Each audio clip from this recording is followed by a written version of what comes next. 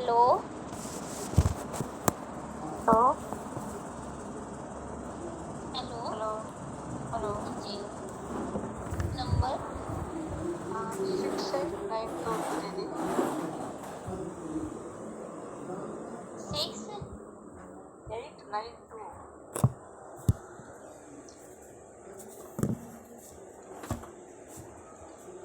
ठीक है माता जी, बताइए। आत्मा का अस्तित्व जानने के लिए वो लोग क्या वो समझ में नहीं आया बहन जी, वो क्या माने वो वैज्ञानिक लोग आत्मा के अस्तित्व मतलब वो जैसे हाँ, है नहीं है, वो लोग उसके लिए कुछ करते हैं ना। वो शीशे वाला उदाहरण बाबा कुछ बोलते हैं ना।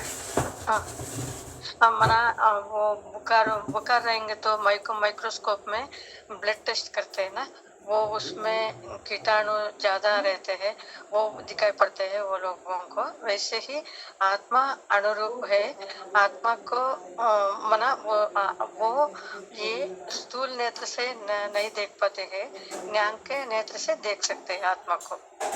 हाँ हाँ, ठीक है, वो तो है। उसके साथ साथ जैसे आत्मा को देखने के लिए या रोकने के हिसाब से वो लोग शीशे के एक हाँ, बक्सा में, बाबा बोलते हैं ना, शीशे के बक्सा में मरणासन्न व्यक्ति को रख देता है, मरने वाला होता है, ऐसे हाँ, व्यक्ति को रखता है। और फिर हाँ, जब वो आदमी शरीर छोड़ता है तो वो आत्मा जो है शीशे को फोड़कर बाहर निकल जाती है ना। किसी कोई उसे उस शक्ति को कोई रोक नहीं सकता। इसका प्रूफ कोई दिखा है ना।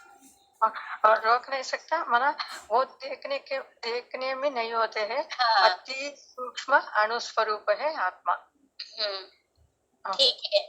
हाँ, आत्मा के चित्र में हाँ, जो मन, बुद्धि और संस्कार दिखाया है, तो उसमें हाँ, 3 टाइप के कुछ उसके अंदर 3 प्रकार के ड्राइंग दिखाए ना। जैसे मन में लहर दिखाया, बुद्धि में हाँ, तराजू दिखाई गई और संस्कार में छाप दिखाया। ये क्या समझाएंगे? मना आत्मा अति सूक्ष्म है। आत्मा अलग है, शरीर अलग है, दोनों मिलकर के जीवात्मा बनते हैं।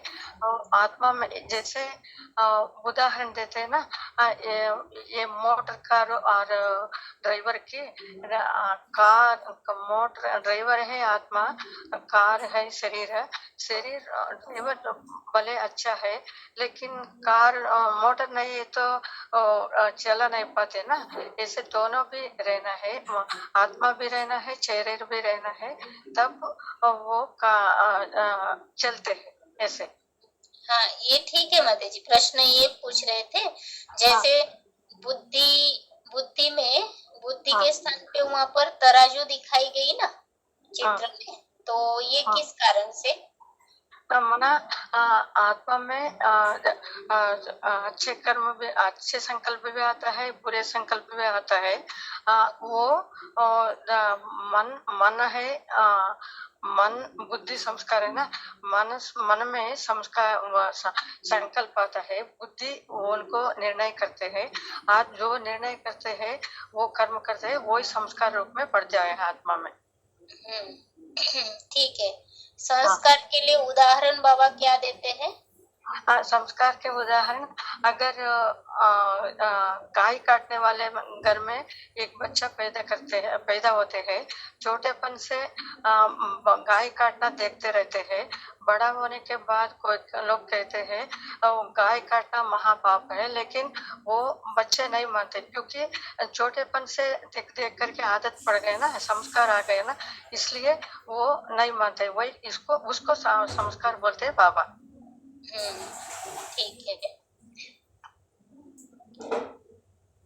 श्लोक है, जैसे हाँ, श्लोक में से कोई शब्द बता रहे हैं, जैसे हाँ, न निवर्तन्ते तद्धामो परमं मम। हाँ, तो ये श्लोक के जो शब्द है, ये हाँ, तद्धाम, तो ये किस चीज के लिए, घर के लिए आया या अजन्मा के लिए आया? जन्म के लिए मना, जन्म वो सूरज चांद सितारे के परे मेरा धाम है। मैं वहाँ रहने वाले है। 5 तत्वों के परे छठा तत्व है, उसमें रहने वाले भगवान सर्वव्यापी नहीं है, भगवान वहाँ निवास करने वाला है। जब गीता में रामायण में बताया ना, जब जब धर्म की ग्लानि होता है, अधर्म के बोलबाला होता है, तब मैं इस सृष्टि पर आता है। मैं सदा यहाँ रहने वाला नहीं है, मैं परंधाम में रहने वाला है, ऐसे उसका भावार्थ में। ठीक है। हाँ, शिव बाप जब इस सृष्टि पर आते हैं तो अकेला नहीं आते हैं, 3 मूर्तियों के द्वारा कर्तव्य कराते हैं। तो कर्तव्य क्या है और उस कर्तव्य का उल्लेख गीता में कोई श्लोक? क्या कर्तव्य कराते हैं पहले वो बताइए। मना 3 मूर्तियों का साथ आते हैं। मना ब्रह्मा से ब्राह्मण धर्म स्थापन करते हैं। शंकर से हमारा अंदर जो विकार गुण है वो उनको विनाश कराते हैं, और जो विकार भस्म होने के बाद जो बचते हैं दिव्य गुण, उनको पालना करने के लिए विष्णु के साथ पालना करवाते हैं दीदी। हाँ, ठीक है। शिव बाप जब साकार सृष्टि में आते हैं तो गर्भ से जन्म लेते हैं क्या? नहीं बहन जी, नहीं। गीता में क्या आया श्लोक? न तत्पाशयते सूर्यो नाश, वही ठीक है। प्रवेष्टुम बालमती जी, प्रवेष्टुम। कविं पुराणं मनसा सितारं अनुरणीयां स्वमनुस्वरेत्यः सर्वस्व दातारमचिन्त्य स्वरूपम आदित्यवर्णम तमसः परासस्तु, वो भी है। फिर प्रवेश तुम मना में प्रवेश करने के इसके तात्पर्य नहीं, अगले का फिर दूसरे का प्रवेश करना योग्य है। मैं जनन मरण के चक्र में नहीं आते हैं, ऐसे बाबा कह रहे हैं। माना गर्भ से जन्म नहीं लेते हैं। हाँ, ठीक है। हाँ। जो शंकर के चित्र में माला जो दिखाई गई है, ये माला किसकी यादगार है? मना गले में माला दिखा मना मना आत्माओं के मना शंकर के गले हार बनते हैं ना, ये 16,108 के आत्माओं के यादगार है। मना सिर पर जो वो बांधे हुए हैं अष्टदेव का यादगार है, ऐसे। ठीक है। और जो त्रिशूल दिखाते हैं वो किसकी यादगार है? वो 3 गुणों का, ब्रह्मा विष्णु शंकर 3 गुणों का मना स्थापना विनाश और पालना का। ब्रह्मा का सूत्र विष्णु का ब्रह्मा का सूत्र विष्णु का सूत्र और शंकर का सूत्र, 3 सूत्रों का 3 कांटों वाला त्रिशूल दिखाते हैं बंदे जी। ठीक है। पशुपतिनाथ की मंदिर जो है वो कहाँ पर है और उसका अर्थ बाबा क्या बताते हैं? पशुपतिनाथ मंदिर कहाँ है वो याद नहीं दीदी। नेपाल में है पशुपतिनाथ। और इसका अर्थ क्या है? पशुपतिनाथ मना पशु को करते हैं, मना प्राणी पशु को नहीं है। मना माता कन्याओं को पशु जैसे वो बाबा कहते हैं, वो उनको रक्षा करने के लिए पशुपतिनाथ कहते हैं। पशुपतिनाथ का अर्थ है जैसे कलयुग के अंत में सभी मनुष्य आत्माएं पशु जैसे हो जाते हैं ना, जानवर के स्वभाव संस्कार को धारण कर लेते, तो ऐसों को भी आगे नाचते हैं यानी कंट्रोल करते हैं, तो उस हिसाब से नाम पड़ा पशुपतिनाथ। राम और कृष्ण को, ठीक है, राम और कृष्ण को भगवान कहेंगे क्या? राम कृष्ण का भगवान क्या, फिर से बताए दीदी। हाँ, राम और कृष्ण को भगवान कहेंगे क्या? भगवान है या नहीं कहेंगे दीदी, वो देवता है। माना जन्म मरण चक्र में आता है ना, वो देवता है, वो भगवान नहीं कहेंगे। लेकिन भगवान कहेंगे तो राम त्रेता युग में आते हैं, कृष्ण द्वापर युग में आते हैं। राम को मर्यादा पुरुषोत्तम कहते हैं, कृष्ण को 16,000 रानी रखते हैं, ऐसे भक्ति मार्ग में कहते हैं ना, वो भगवान नहीं देवता है।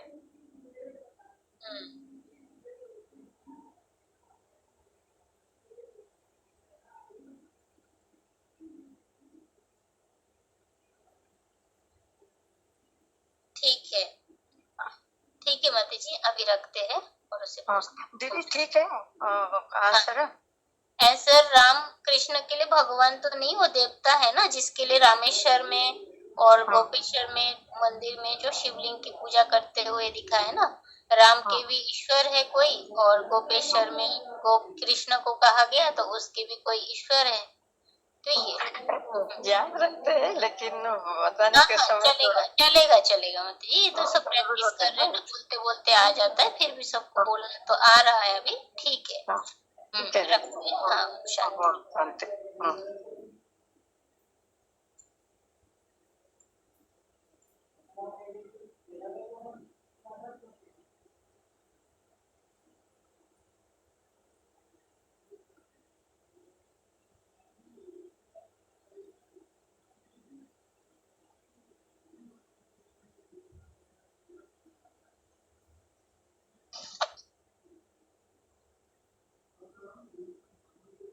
हेलो। हेलो। हाँ, नंबर मत दीजिए। 27 हम्म, 9 27 27 9 88 27 9 88। हम्म।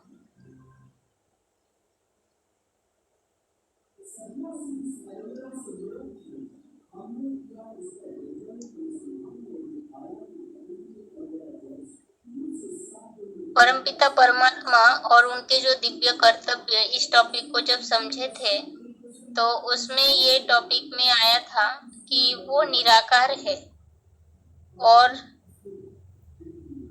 अकाल मूर्त भी है। तो इस बात को कैसे समझाएंगे कि वो निराकार भी और अकाल मूर्त भी।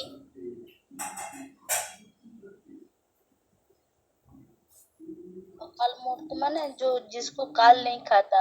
और हाँ शिव जब शंकर में आते हैं तो उनका जब लास्ट में मृत्यु होता है तो कोई नहीं देखता है। वो तो काल के गाल में जाते ही नहीं है, फिर उन्हें कैसे बोलेंगे। फिर निराकार भी बताया है, निराकार का अर्थ क्या बिंदी है। वो ज्योति बिंदु है। और शंकर में प्रवेश करते हैं, प्रवेश तुम होते हैं 11 का 24 में है। और वो गर्भ में नहीं जाते हैं, वो प्रवेश करते हैं। ना निराकार है का अर्थ है निराकारी स्टेज की बात है। जब शिव बाबू साकार में प्रवेश करते हैं तो वो साकार शिव समान निराकारी बन जाते हैं और उन्हीं को ही फिर अकाल मूर्त कहा गया। ठीक है। 100% वो स्टेज में आ जाते हैं।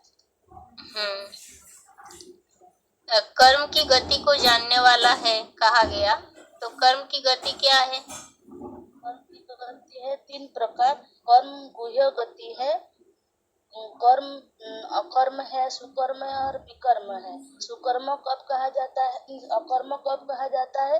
अभी आत्मिक स्थिति में रहने से संगम युग में ही अकर्म होता है। और सुकर्म जब सतयुग और त्रेता देवताओं के द्वारा जो काम होता है वो सुकर्म होता है। और द्वापर और कलियुग में जो कर्म होता है वो विकर्म होता है। जो सतयुग में देवात्माओं के द्वारा कर्म होता है वो अकर्म हो जाता है, संगम में सुकर्म करते हैं और विकर्म द्वापर कलयुग में। ठीक है। परमपिता परमात्मा शिव भारत देश में आए तो उसके लिए क्या श्लोक बताएंगे। है ना, भारत में ही क्यों भगवान को आना पड़ता है। भगवान भारत देश में ही आते हैं क्योंकि भारत देश ही पवित्र देश है। और कन्या माता में बहुत पवित्र होता है। और बाकी देशों में इतनी पवित्रता नहीं होती है और कन्या माताओं को इतना मर्यादा नहीं देते हैं। तो इसके लिए श्लोक नहीं, मैंने धर्म ग्लानी वाला श्लोक माता जी बताइए। 4 नंबर का 7 नंबर है। यदा यदा हि धर्मस्य ग्लानिर्भवति भारत तदात्मानं सृजाम्यहं परित्राणाय साधूनां विनाशाय चतुष्कृतं धर्म संस्थापनार्थाय संभवामि युगे युगे। तो क्या हर युग में आते हैं। नहीं, वो खाली संगम युग में आते हैं, जब कलयुग का अंत और सतयुग के आदि में आते हैं। हम्म, ठीक है।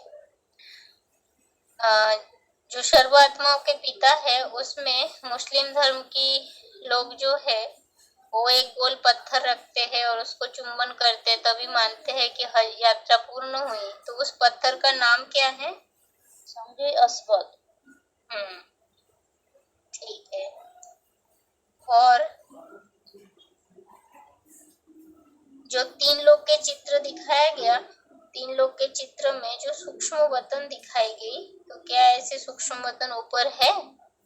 नहीं, सूक्ष्म वतन कोई चीज नहीं होती है, वो ब्रह्मा विष्णु महेश्वर को ही दिखाया गया है। माना क्या वहाँ ऊपर ऐसे देवता बैठे हुए हैं? नहीं नहीं, वो ऐसे ही बोल दिए हैं बेहद में। माना हम लोगों को कैसे समझाएंगे फिर? यहाँ पर चित्र में जैसे हम किसी जिज्ञासु को कोर्स कराएंगे तो वो तो बोलेंगे, फिर यहाँ चित्र में जो दिखा है फिर क्या है ये ब्रह्मा विष्णु तीनों खाली देवता है, भगवान और के। उनकी बुद्धि की स्टेज जो है वो हम सभी आत्माओं से ऊंच है। बुद्धि की स्टेज है ना, ऊंचाई को दर्शाया गया। मंथन करने का चीज मैंने जो मंथन करने की स्थिति है वो दिखाई गई।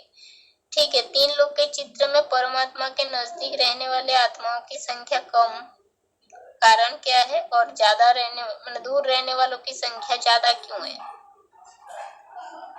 जो आत्मिक स्थिति में रहकर बाप को याद करते हैं वो बहुत कॉस्टली होते हैं, बहुत 9 लाख आत्मा चाहिए ना, इसलिए वो नजदीक होते हैं। और बाप को जो याद ही नहीं करते, उनके दिल में प्यार स्नेह ममता नहीं है, तो वो ज्ञान को नहीं समझ पाते, इसलिए कलयुग में ज्यादा आकर के दूर ही रहते हैं और उनका आत्मा भी दूर ही दूर रहता है। ब्रह्मा के तन द्वारा मुरली कब से कब तक चली? ब्रह्मा बाबा के द्वारा मुरली 1936 से 1936 से 1936 से तो नहीं माता जी, 36 में तो उनको सिर्फ साक्षात्कार मात्र हुआ था। बाकी शिव बाप की प्रवेशता कब हुई थी? 1951 से उनहत्तर 1969 को 18 जनवरी ब्रह्मा ने शरीर छोड़ दिया ना। तो जब तक जीवित रहे तब तक उस तन के द्वारा कार्य हुआ।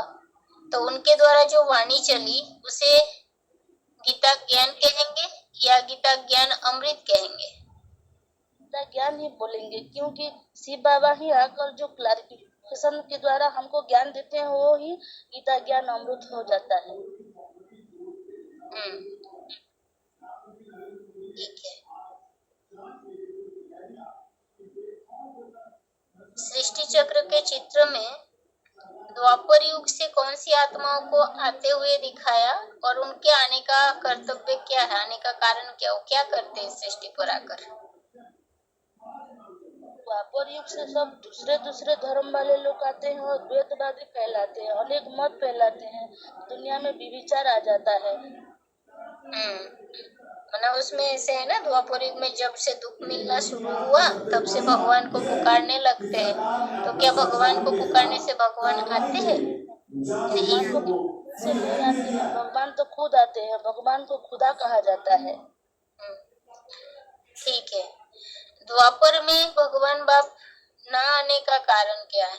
क्यों नहीं आए? अगर बाप आते ही है, बच्चों के लिए नया मकान बनाते हैं ना, तो नया मकान कब बनाते हैं?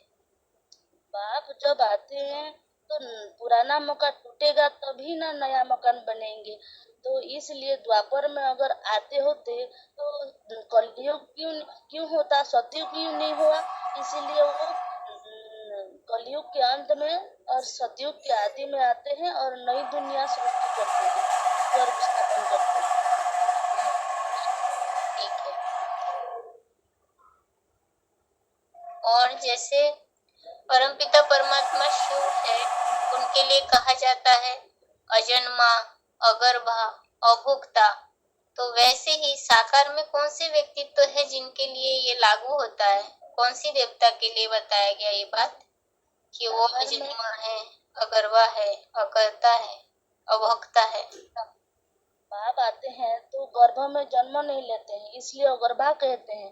बाप आते हैं शिव शिव शंकर में आते हैं, तब उनके कर्म का लेप छेप नहीं लगता है, अकर्ता कहते हैं। उनको कोई कर्म करने की दरकार ही नहीं है। भोक्ता अकर्ता और अकर्ता, तो वो कर्म नहीं करते हैं तो अकर्ता हो गया, गर्भ में नहीं जन्मते हैं तो अगर्भा हो गया, और अभोक्ता वो किसी किसी किसी भी पाप में लेप चेप में नहीं आते हैं, गर्भ में नहीं आते हैं, उनको कोई कर्म का दरकार ही नहीं पड़ता है, और उनको कुछ भी नहीं लगता है शरीर में। मना वही भक्ति मार्ग में जो 33 करोड़ देवात्माएं दिखाए हैं, तो उनमें से फिर कौन है, किसके द्वारा ये कर्तव्य होता है? पर जो देव देव महादेव बोले हैं 33 करोड़ में, उन्हीं का ही नाम गायन है देव देव महादेव। उनका नाम शिव के साथ जोड़ के एक क्यों किया गया? क्योंकि शिव शंकर में प्रवेश करते हैं तो 100% उनका गुण धारण हो जाता है, वो शिव समान बन जाते हैं। शंकर शंकर के शिव शंकर में आते हैं तो सारा काम हो जाता है, और नई दुनिया वो उन्हीं के शरीर के द्वारा ही स्थापन करते हैं। ठीक है। 3 प्रकार के संतुष्टता क्या क्या है? हम संतुष्टता की परिभाषा समझ रहे थे ना, उसमें आया था 3 प्रकार की संतुष्टता। हाँ, बाप से संतुष्टता, परिवार से संतुष्टता, और सगे संबंधियों से संतुष्टता। जो भी संबंध संपर्क के आते हैं उनसे संतुष्ट रहना। ठीक है, ठीक है माता जी, अभी रखते हैं। ओम शांति।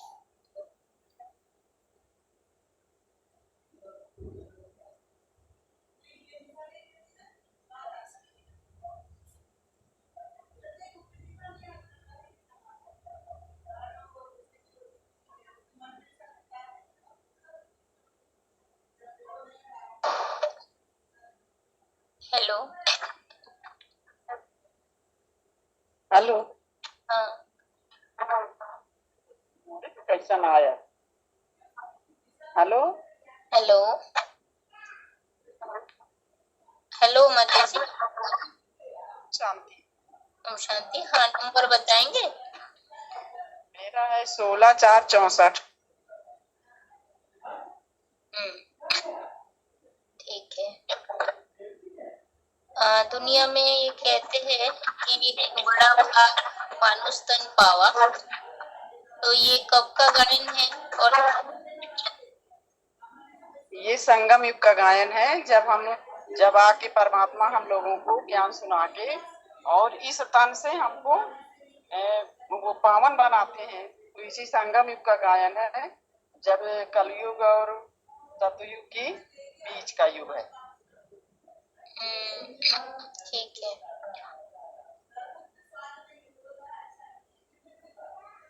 चौरासी लाख दुनिया धारण नहीं करते हैं हम, तो ज्यादा से ज्यादा 84 जन्म लेते हैं, तो सीढ़ी के चित्र में कहाँ कितने जन्म लिए हैं वो थोड़ा बताएंगे? हम सतयुग में 8 जन्म लेते हैं, और त्रेता युग में 12 जन्म लेते हैं, और द्वापर युग में 21 जन्म लेते हैं, और 82 जन्म हम कलयुग में लेते हैं। कितने कलयुग में कितने जन्म लेते हैं? हाँ, 42। ठीक है।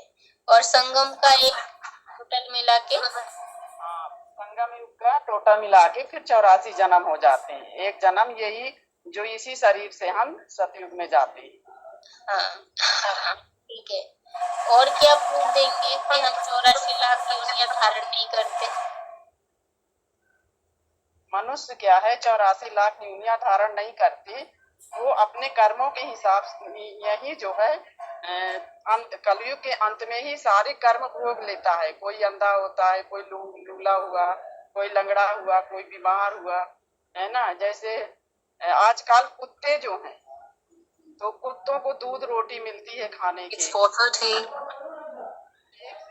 मनुष्य है जो भीख मांगता रहता है, उसको भरपेट भोजन भी नहीं मिलता। तो ये हमारे मनुष्यों के कर्म के अनुसार हमको यहाँ यूनियां बता दी गई, लेकिन हम 84 लाख यूनियों में नहीं आते। जैसे आम का बीज होगा तो आम का ही पेड़ उगेगा, इसी तरह जैसे हमारी आत्मा है ज्योतिबिंदु स्वरूप आत्मा, जैसा ही बीज होगा वैसे ही फल आएगा। मनुष्य का बीज होगा तो मनुष्य का फल आएगा। और पुनर्जन्म के बारे में भी कुछ आया है? पूर्व जन्म जो हम लेते हैं, पूर्व जन्म ये जो लास्ट का जन्म है, तो इसको तो हम अपने कर्मों को जानते हैं, लेकिन पूर्व जन्म जो होते हैं वो तो हम जानते नहीं हैं, क्योंकि हम पतित बनते बनते अपने पुराने जन्मों को भूल जाते हैं।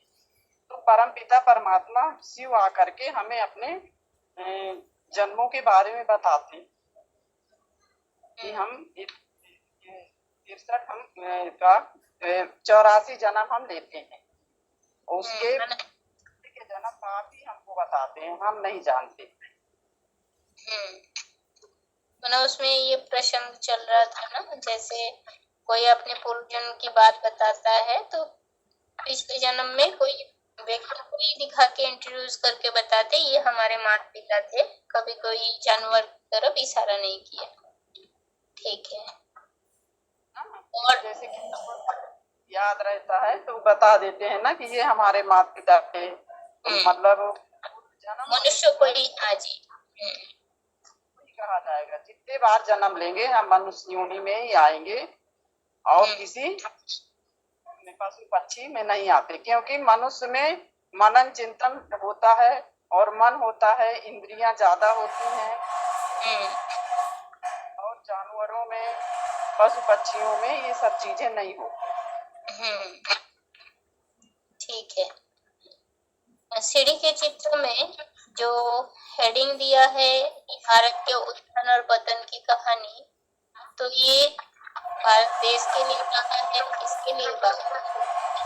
ये भारत उत्थान और पतन की कहानी में भारत चैतन्य है ना, जैसे भारत माता की जय बोलते हैं, इसी तरह भारत पिता भी है। लोग उनको जानते ही नहीं है, क्योंकि पतित बनते बनते जन्म लेते लेते हमारी आत्मा काली पड़ गई है, तो हम उनको नहीं जानते।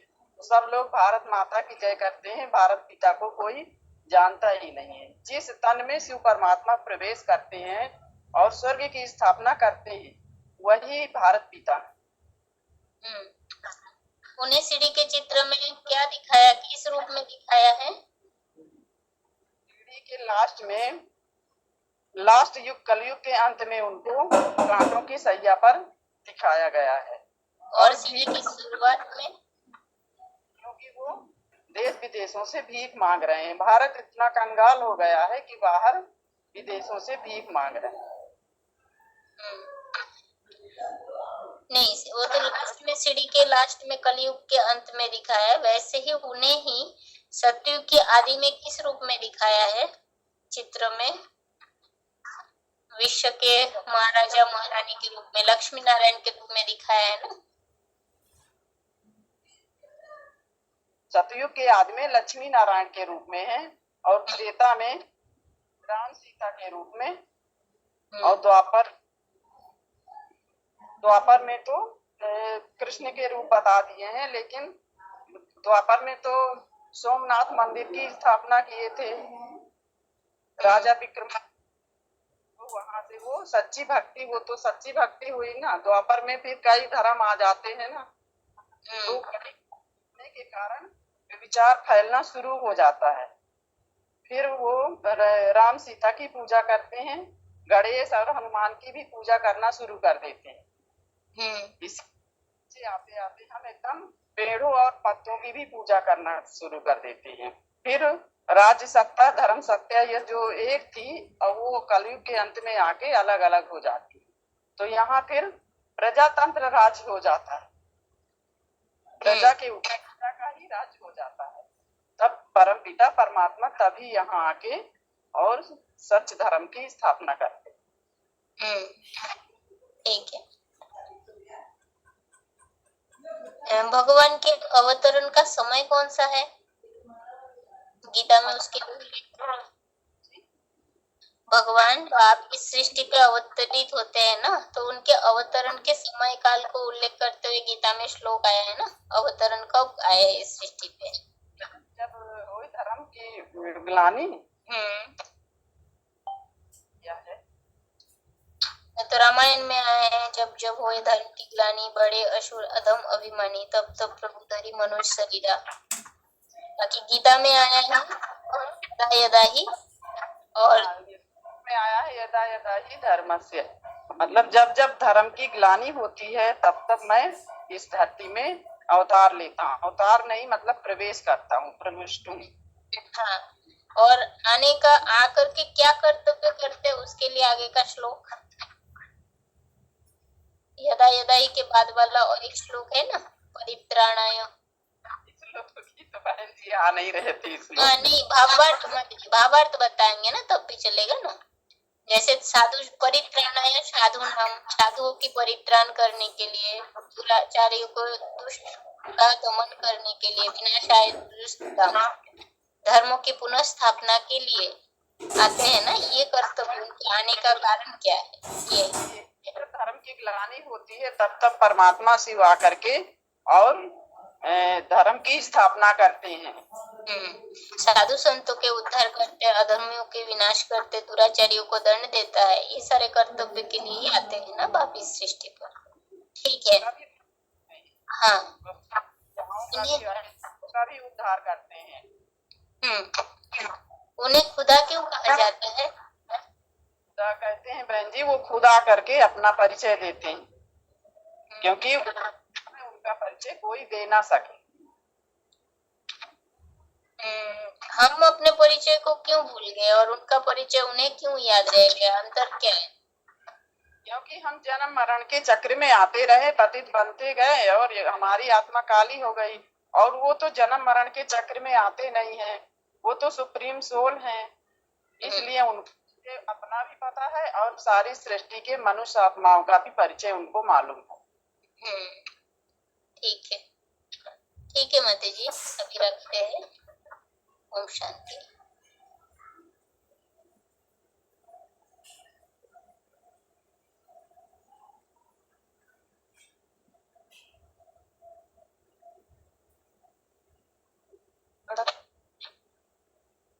हेलो, ओम शांति दीदी। हाँ, ओम शांति।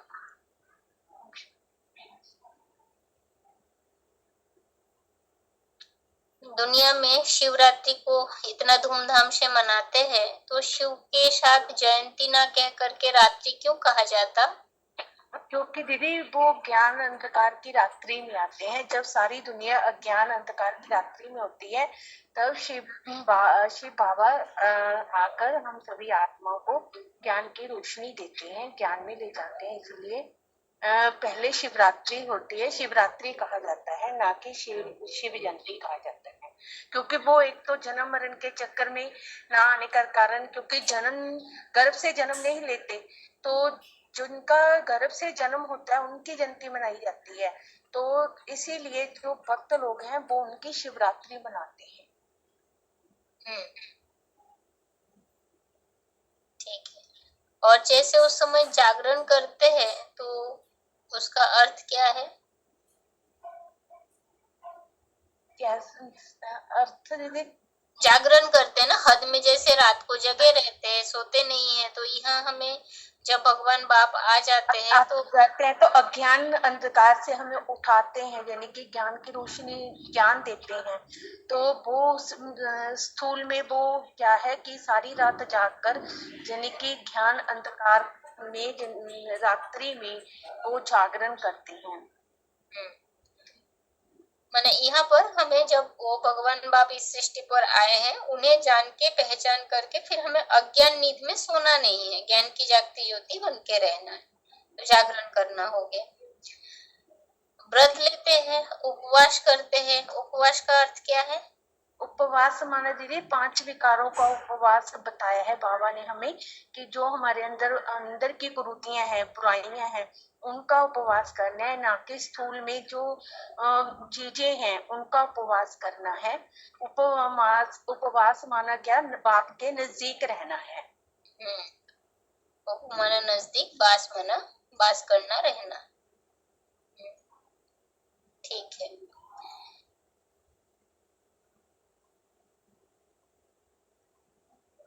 बाप आकर के राजयोग की शिक्षा देते हैं, तो जिससे राजा बनते हैं, तो वो राजाई जो है वो राजतंत्र खत्म होकर के प्रजातंत्र राज्य शुरू हो जाता है। जो सीढ़ी के चित्र में दिखाया गया, तो ये प्रजातंत्र राज्य कब से शुरू हुआ? दीदी द्वापर से शुरू होता है। जब से दूसरे धर्म वाले आते हैं तो तब से। शुरुआत से तो नहीं कहेंगे ना, शुरुआत में तो राजाएं। कलयुग के शुरुआत में कह सकते हैं, जब शुरू तब प्रजातंत्र राज्य शुरू होता है। जब और धर्मों का जब नास्तिक धर्म आता है दीदी, तब से ही ज्यादा प्रजातंत्र राज्य शुरू होता है, प्रजा के ऊपर राज्य शुरू होता है। मैंने बाबा मुरली में इस प्रसंग में कुछ बोलते हैं ना, जैसे अंग्रेजों के गवर्नमेंट जब भारत में रहा अंग्रेजों के जमाने में, तो फिर भी राजाओं को वेतन दिया जाता है, उनको मर्तबा दिया जाता था। पर उसके बाद यही जब आर्य समाजी आए तब से राजाई खत्म कर दी, राजाओं की राजाई खत्म कर दी। क्योंकि जब से ये नास्तिक धर्म आया है, तब से जो राजाओं की राजाई थी उनका वेतन भी खत्म हो गया, तो राजाई भी प्रजा के ऊपर, प्रजा का राज्य शुरू हो गया। सीढ़ी के चित्र में जो सतयुग और त्रेता युग की सीढ़ियां दिखाई गई है, तो ये सतयुग और त्रेता युग के बारे में दूसरों को क्या समझाएंगे, वो थोड़ा समझानी देंगे? दीदी सतयुग की जो सीढ़ियां दिखाई गई हैं वो 8 दिखाई गई हैं। वहां पर लक्ष्मी नारायण का राज्य होता है, जो पीढ़ी दर पीढ़ी वही टाइटल के साथ चलता है। और जो द्वापर आता है, तो द्वापर में राम सीता का राज्य शुरू होता है, वहां पर 12 सीढ़ियां दिखाई गई हैं। तो त्रेता के अंत की तो 3 सीढ़ियां कटी हुई हैं, लेकिन जो पहले वाली सीढ़ियां हैं यानी कि वहां पर तो राम सीता का राज्य चलता ही है, तो थोड़ा थोड़ी यानी कि गिरावट आने के कारण फिर जो 3 सीढ़ियां हैं वो अंत में थोड़ा थोड़ी राजाई रह जाती है, क्योंकि इसकी शूटिंग भी तो संगम युग में होती है। तो जो दूसरे धर्मों ने पहले जो बीज रूप आत्माएं हैं जिन्होंने बाप का सहयोग दिया था, जैसे क्रिश्चियन धर्म, बौद्ध धर्म और ये माता जी ये एडवांस समझानी है ना, जैसे जनरल लोगों को हम बताएंगे तो नहीं समझ पाएंगे ना, तो ये तो एडवांस है, एडवांस वाला नहीं, हमें बेसिकली तौर पे जैसे जनरल लोग को बताने के हिसाब से सतयुग और त्रेता में वो जो लिखत है ना, उसे समझा दीजिए, कितने जन्म होंगे, आयु कितनी होगी। हाँ दीदी सतयुग में 8 जन्म होंगे, तो आयु हमारी 150 वर्ष होगी। और त्रेता में हमारे जन्म 12 होंगे और हमारी आयु 100 वर्ष 100-125 वर्ष के बीच में होगी। तो सतयुग को स्वर्णिम युग कहा जाता है और त्रेता को रजत युग कहा जाता है, चांदी जैसा युग कहा जाता है। फिर द्वापर और कलयुग में भक्ति के बारे में, भक्ति कैसे शुरू हुई, कैसे नीचे गिरा, वो थोड़ा जैसे नीचे उतरते गए आत्मिक स्थिति, पहले तो आत्मिक स्थिति थी सतयुग त्रेता में, तो जब हम जन्म लेते लेते हम गिरावट की ओर गए तो हमारी क्या है आत्मिक स्थिति खत्म हो गई। तो द्वापर आते आते हमने क्या है कि जब विक्रमादित्य राजा के जो उनके गुरु भी थे और पिता भी लगते थे, तो उन्होंने उनको भक्ति की प्रेरणा दी कि तुम शिवलिंग बनाओ सोमनाथ का मंदिर में, तो शिवलिंग बनाकर उसमें रखो। जब शुरू में तो वो स्वर्णलिंग में उसकी पूजा हुई, लेकिन जैसे जैसे हम फिर द्वापर से भी नीचे उतरते गए तो लक्ष्मी नारायण का फिर पूजा हुई।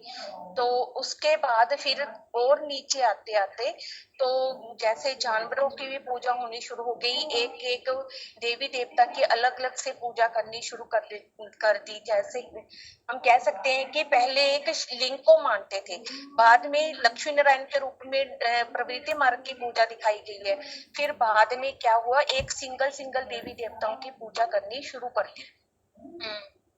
तो इस तरह से नीचे आते आते फिर जानवरों की पूजा दिखाई है, फिर पेड़ पौधों की भी पूजा दिखाई है, नदियों की भी दिखाई है। तो इस तरह से नीचे नीचे उतरते उतरते फिर यानी कि कलयुग में आकर हम कलाहीन हो जाते हैं। तो हर एक की पूजा करनी, खुद की ही बैठकर साधु सन्यासियों की, महात्माओं की भी पूजा करनी शुरू कर देते हैं। ठीक है। परमात्मा बाप जो है वो तो सब में है नहीं, तो उसके लिए गीता में क्या उल्लेख आया है? दीदी किसमें नहीं है परमात्मा? सब में परमात्मा नहीं है ना? उनकी याद सर्वव्यापी है। और मैंने गीता में ऐसे और भी श्लोक आया है, श्लोक नहीं, श्लोक का भावार्थ बता दीजिए, जो बाप बोलते हैं ना, हम तेषु ते मय में। हाँ जी दीदी, गीता में आया हुआ है कि मैं हर एक में नहीं हूँ, लेकिन उसकी मेरी याद हर एक में समाई हुई है। जैसे बीज से सारा वृक्ष तैयार होता है, और लेकिन पत्ते में बीज नहीं होता। इसी तरह ही परमात्मा की याद हम सब में है, लेकिन परमात्मा हम सब में नहीं है।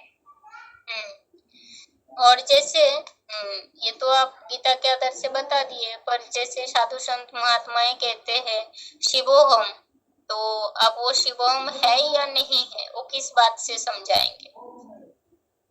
यदि दीदी वो शिवो अहम होते तो बाबा कहते हैं कि जैसे वो घर बार भी छोड़कर चले जाते हैं, तो जो खुद की अपनी गृहस्थी को छोड़कर चले गए, तो वो आगे जाकर प्रवृत्ति मार्ग वालों से ही अपनी पूजा करवाते हैं।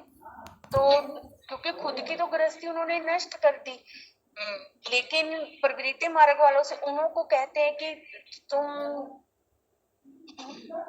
माना इसमें चित्र के आधार से मत, इस चित्र के आधार से समझाने दीजिए। जैसे वो बोलते हैं ना, प्रभु जी दर्शन दो, हाँ जी दीदी, जैसे वे कहते हैं कि प्रभु जी दर्शन दो, और अमरनाथ की यात्रा पर जाते हैं, तो यदि परमात्मा वहां पर भी होता तो फिर सभी के पाप, जैसे गंगा में भी स्नान करते हैं, तो यदि नहाने से पाप कटते तो फिर तो मनुष्य आगे से पाप ही ना करे, या करे तो फिर जाकर नहा आए और कट जाए, ऐसे तो नहीं है। तो ये भी कह सकते हैं कि परमात्मा अगर सर्वव्यापी होता, हर एक में होता, तो फिर जंगलों में भटकने की क्या जरूरत थी। तो जैसे कहते हैं कि जंगलों में जाकर तपस्या भी करते हैं सन्यासी कि हमें दर्शन दो प्रभु जी, तो फिर यदि खुद में ही है, शिवो अहम है, तो फिर तो जंगलों में भी जाने की जरूरत नहीं है।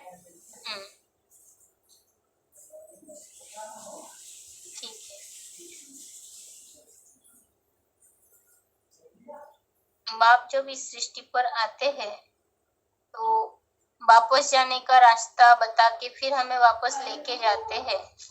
तो वापस जाने के लिए जैसे 3 लोग के चित्र में हम समझे हैं कि हम सभी आत्माएं परम धाम से आए हैं, तो क्या वो परम धाम हम इस शरीर के साथ जा सकते हैं? नहीं दीदी, हम इस शरीर के साथ तो नहीं जा सकते। आत्मिक स्थिति जब बन जाएगी तो बाप कहते हैं कि सभी आत्माओं को मैं पहले शांति धाम में लेकर जाता हूँ, उसके बाद तुम परम धाम में जाते हो। यानी कि जो तो एडवांस के मुताबिक उसमें नहीं मतलब नामकरण के आधार से बताएंगे ना, जैसे उसे आत्मलोक कहा जाता है ना, पर हाँ जी दीदी, परम धाम कहा जाता है, आत्मलोक कहा जाता है, तुरिया धाम कहा जाता है, सचखंड भी कहा जाता है दीदी, जैसे सिखों में उसे सचखंड कहा जाता है। तो मुसलमान लोग उसे हर्ष कहते हैं, तो अंग्रेज लोग उसे पैराडाइज कहते हैं, हम हिंदू लोग उसे बैकुंठ कहते हैं। तो ये भी कहते हैं, यानी परम धाम भी कहते हैं। स्वर्ग बैकुंठ में जो तैयार होगा उसके लिए, जैसे परम धाम के लिए उसे आत्मलोक कहा, जैसे आत्मलोक। हाँ जी, आत्मा जा सकते, शरीर के साथ तो नहीं जा सकते। शरीर जो है वो विनाशी चीजों से बनी हुई है और आत्मा तो अविनाशी है। उसके लिए गीता में कुछ श्लोक, उसके लिए दीदी श्लोक है कि अविनाशी तु तत् विधि जैन सर्वम इदम तत्। ये भी है कि नैनम छदंती सहस्राणी नैनम नम दहती पावका, यानी कि आत्मा अजर अमर अविनाशी है और ये शरीर विनाशी है। ना जेते मृते में वाला भी दीदी श्लोक पाइके ठीक है न जयते म्रियते व कदाचित् नायं भूत्वा भविता वा न भूय अजो नित्य शाश्वतोऽयं पुराणो न हन्यते हन्यमाने हनुमाने शरीरे। हाँ ठीक है। और जैसे आत्मा शरीर छोड़ करके जाते तो अपने संस्कारों को लेके जाते, उसके लिए गीता में कोई उदाहरण दिया है? हाँ जी दीदी, जैसे फूलों को जैसे बाजू फूलों की सुगंधी को एक स्थान से दूसरे स्थान पर लेकर जाती है, वैसे ही मनुष्य अपने संस्कारों को एक दूसरे जन्म के जन्म में लेकर जाते हैं, उसके संस्कार दूसरे जन्म में भी उसके साथ जाते हैं। ठीक है। दुनिया में शिव और शंकर को एक ही मानते हैं ना, मिला के एक कर दिया। हम तो ज्ञान के आधार से समझ रहे हैं कि शिव और शंकर अलग अलग हैं, पर एक कर दिया तो उसका कारण क्या है? क्योंकि शिव को शंकर को शिव की जात में दीदी तकलीफ दिखाया है, तो जो भक्त लोग हैं वो यही सोच लेते हैं कि शिव और शंकर एक ही हैं जात में, क्योंकि वो ज्यादा जात में तकलीफ रहते हैं। तो हाँ ठीक है, बाप समान बन जाते, याद में तल्लीन रहते, तो उनके समान निराकारी निर्विकारी निरहंकारी होने के कारण बन जाते उनका हैं, नाम, हाँ उनका नाम उनके साथ जोड़ देते हैं। ठीक है। और आत्मा जो अति सूक्ष्म है उसके लिए गीता में कोई श्लोक कोई शब्द उल्लेख आया है? हाँ जी दीदी, कभी प्राणम अनुशासितारम अनु अन्य अनुसमृते जय, क्योंकि आत्मा जो अनु से भी अनु है। ठीक है। और परमात्मा जो है वो ज्योति स्वरूप है, उसके लिए कोई गीता में उल्लेख आया है? दीदी हाँ जी, ज्योतिष ज्योतिषामपि तज्ज्योति तमसः परमुच्यते। ठीक है। आत्मा को हम इन आंखों से देख सकते हैं क्या? अगर कोई बोलते हैं जो चीज इन आंखों से नहीं दिखाई देती उसके अस्तित्व तो है ही नहीं, अगर ऐसे कोई प्रश्न बोल दिया तो क्या जवाब देंगे? हम आत्मा को तो देख ही नहीं सकते, तो इसलिए हम आत्मा को मानते नहीं है। हाँ जी दीदी, हम कह सकते हैं कि आत्मा को जैसे नहीं देखा जा सकता, जैसे बाजू भी है, बाजू को भी महसूस किया जा सकता है, तो उसको देखा तो नहीं जा सकता, ऐसे ही आत्मा जो है हमारी, उसको भी महसूस किया जा सकता है, उनको स्थूल आंखों से नहीं देख सकते। इसके लिए दिव्य बुद्धि चाहिए, हमें ज्ञान का तीसरा नेत्र चाहिए। ठीक है। ये जो रुद्र ज्ञान यज्ञ है तो पहले किस नाम से था, फिर बाद में क्या नाम पड़ा, और फिर लास्ट में जाके क्या नाम पड़ेगा या क्या नाम रखने के लिए बाबा ने कहा, वो बता पाए? शुरुआत में तो जे ओम मंडली नाम था, तो जब ब्रह्मा बाबा ने शिव प्रवेश किए तब उन्होंने प्रजापिता ब्रह्मा कुमारी ईश्वरीय विश्वविद्यालय रखा। तो जब उन्होंने भी शरीर छोड़ दिया, प्रजापिता ब्रह्मा बाबा यानी कि शिव बाबा में जब पाप प्रवेश किए, तो तब से आध्यात्मिक ईश्वरीय विश्वविद्यालय नाम पड़ा। तो अब आगे जाकर दीदी आगे भी तो बाबा मैंने यही बात बताया, प्रजापिता अक्षर हटा करके तो उसको लिखना पड़ेगा, AIVB वही आध्यात्मिक विद्यालय वही बात। ठीक है। रुद्र यज्ञ का नाम जो है अविनाशी अश्वमेध रुद्र ज्ञान यज्ञ, तो अश्वमेध का अर्थ क्या बताया बाबा ने? अश्वमेध दीदी यानी कि अश्व माना घोड़ा, मेध माना मारना, यानी कि जो मन रूपी घोड़ा है इसको कंट्रोल में करना, माना के मारना।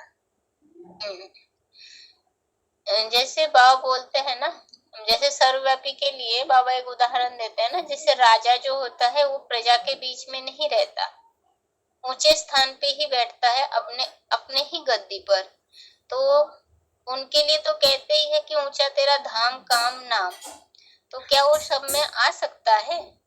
सब में ठोकना और ऊंचा तेरा धाम काम नाम कहना, इन दोनों में अंतर क्या है, उसे समझाइए। ऊंचा तेरा धाम ऊंचा तेरा नाम में दीदी अंतर ये है कि जैसे आत्मा हमारी प्रकृति के बीच में रहती है, वो भी वो भ्रकुटी में रहकर हमारे शरीर को कंट्रोल करती है। ऐसे ही जो सुप्रीम सोल बाप है वो भी ऊंचे से ऊंचा जो है, क्योंकि तीन देव हैं, तीनों में ब्रह्मा विष्णु महेश में क्योंकि ब्रह्मा को देव कहा गया है, विष्णु को भी देव कहा गया है, और जो महादेव है उनके लिए देव देव महादेव कहा जाता है। तो जो सबसे ऊंचा है उन्हीं में जो सुप्रीम सोल बाप है वो प्रवेश करके इस शिष्य रूपी रंगमंच का सारा कार्य करवाते हैं। क्योंकि जो जैसे बड़े बच्चे को सारी राजाई दी जाती है, जैसे राजा लोग होते थे, वैसे ही जो सुप्रीम सोल का बड़ा बच्चा है उसको अपनी राजाई देते हैं, उसके द्वारा ही जय सृष्टि रूपी रंगमंच की वो का कार्य करवाते हैं। ठीक है माता जी, अभी रखते हैं। दीदी एक माता जी और बैठे हैं मेरे पास, ठीक है। हाँ जी, हाँ, दे दीजिए। ओम शांति दीदी। ओम शांति माता जी। हाँ माता जी, अपना नंबर बताएंगे? 21848 2184। हाँ ठीक है। हाँ माता जी, जैसे सृष्टि चक्र के चित्र में हम समझे थे कि सृष्टि जो है, सृष्टि की आयु, ये तो दुनिया में तो लाखों करोड़ों वर्ष मानते हैं, तो ज्ञान में हमें क्या पता चला सृष्टि के आयु के बारे में? लाखों वर्ष नहीं है, ये तो 5000 वर्ष का ड्रामा है, इससे अधिक तो हो ही नहीं सकती। हाँ, प्रूफ? अगर 5000 से ज्यादा हो तो जो भी चिन्ह है वो भी 5000 वर्ष से ही मिलते हैं, जो मूर्तियां वगैरह है वो भी 5000 वर्ष ज्यादा अधिक नहीं मिलती है। ये तो सन्यासियों ने कह दिया है कि लाखों वर्ष का ड्रामा है, ताकि उनसे कोई सृष्टि के बारे में पूछ ना सके। और संबद्ध हिस्ट्री का प्रूफ क्या मिलता है? हिस्ट्री के प्रूफ में भी 2500 वर्ष की जो हिस्ट्री मिलती है। सुख की सृष्टि या सुख की हिस्ट्री नहीं मिलती, जो दुख का समय है उसकी हिस्ट्री मिलती है, क्योंकि दुख में ही दिन गिने जाते हैं, सुख में कोई दिन नहीं गिने जाते। हाँ ठीक है। सर्वव्यापी नहीं है, उसके लिए कोई 2-3 प्रूफ? हाँ, भगवान सर्वव्यापी नहीं है, वो तो एक व्यापी बन के ही आया हुआ है। अगर भगवान सर्वव्यापी होता तो हमारा बुद्धि योग हम नहीं जुटा पाते। अगर सर्वव्यापी होता तो फिर जगह जगह पर भगवान के मंदिर क्यों बनाए हुए हैं। अगर भगवान सर्वव्यापी होता तो सारी सृष्टि सुखी होती, तो इस सृष्टि में कोई भी दुखी ना होता। ठीक है। शंकर के जो चित्र है, चित्र में ऐसे जो चित्रण दिखाई गई, उसका अर्थ क्या है? क्योंकि ऐसे और कोई देवता को तो नहीं दिखाते हैं। हाँ जी दीदी, शंकर को ही दिखाई गई है। उनके सिर पर 8 की माला दिखाई गई है, वो जो अष्टदेवों की यादगार है। उनके शरीर पर भी सांप दिखाई गई है, जैसे गले में दिखाया गया है, जो विकारों की निशानी है। त्रिशूल? त्रिशूल, ये 3 देवों की निशानी है, ब्रह्मा विष्णु शंकर। और सर से जटा गंगा निकल रही है। गंगा निकल, जैसे बाबा कहते हैं ना, जो सबसे प्यारा बच्चा होता है बाप उसको सिर पर चढ़ा लेते हैं। इसके जो गंगा है वो सबसे ज्यादा ज्ञान धन बांटती है, इसलिए बाप उसे प्यार में आकर सिर पर चढ़ा लेते हैं। ठीक है। आत्मा जो है वो मना, आत्मा के ऊपर कोई शस्त्र अस्त्र का असर नहीं होता, आत्मा का कोई नुकसान नहीं पहुंचा पाते, उसके लिए गीता में क्या आया है? ज्ञानम शिदंती, ज्ञानम शिदंती भी इसको कोई सर काट नहीं सकता, ना हवा भिगो सकती है, ना हवा सुखा सकती है, ना पानी भिगो नहीं चला सकती है। ठीक है। आत्मा जब एक स्थान से दूसरे स्थान पे जाती है, यानी शरीर छोड़ती है, तो वो अपने साथ क्या लेकर जाती है? अपने साथ संस्कार ले जाती है। उसके लिए गीता में उदाहरण क्या दिया है? उसके लिए गीता में उदाहरण दिया है, जैसे फूलों के स्थान से जो हवा जाती It's 5 o'clock. वो सुगंधि ले जाती है। ऐसे ही आत्मा अपने साथ संस्कारों का दूसरे जन्म में ले जाती है। हम आत्मा पिछले जन्म में कीड़े मकोड़े या जानवर बन सकते हैं या नहीं? नहीं दीदी, हम नहीं बन नहीं सकते कि जैसा बीज होता है वैसे ही वृक्ष पैदा होता है। जैसे आम का बीज होता है तो आम का ही पेड़ बनेगा। इसलिए जो मनुष्य आत्मा है वो मनुष्य आत्मा का ही जन्म लेगी और कोई जन्म नहीं ले सकती। पर ये तो बताया जाता है ना कि मनुष्य आत्मा पाप कर्म करेगा तो उसके लिए उसे दूसरे योनि में जाना पड़ेगा। दीदी ऐसे बोला ना, 84 लाख जोनियां बोल रही है, लेकिन मनुष्य आत्मा के 84 जन्म ही होते हैं और 84 जन्मों में वो 84 लाख जोनियां भोग लेता है अपने अपने कर्मों के हिसाब से। जैसे कोई गधे का पार्ट बजाता है, कोई किसी के जानवर का। ठीक है। सीढ़ी के चित्र में हम टोटल 84 जन्म लिए हैं। वो कब कब कितने जन्म लिए हैं? हाँ दीदी, 84 जन्म दिखाए हैं। जैसे सतयुग में 8 जन्म दिखाए हैं और त्रेता में 12 जन्म दिखाए हैं और द्वापर से 21 जन्म और 42 जन्म कल चुके दिखाए हैं। एक जन्म रहता है उसे एक्स्ट्रा ऑर्डिनरी जन्म कहा जाता है। जब भगवान आते हैं हम उनके बनते हैं तो वह जन्म हम जीते जी ही स्वर्ग में जाते हैं। ठीक है।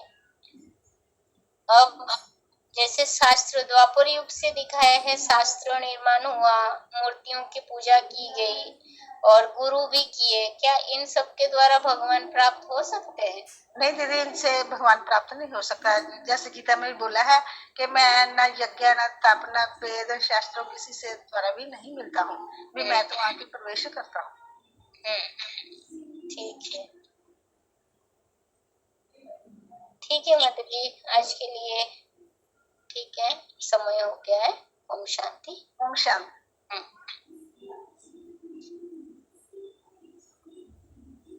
आज के लिए यहाँ तक ही। और एक बात साथ में ये बताना था, जैसे बेसिक कोर्स में कुछ कुछ श्लोक जो हो गया है उन श्लोकों को एक बार देख करके रखें। अगले टेस्ट में उसे देखेंगे। आज के लिए यहाँ तक ही। ओम शांति।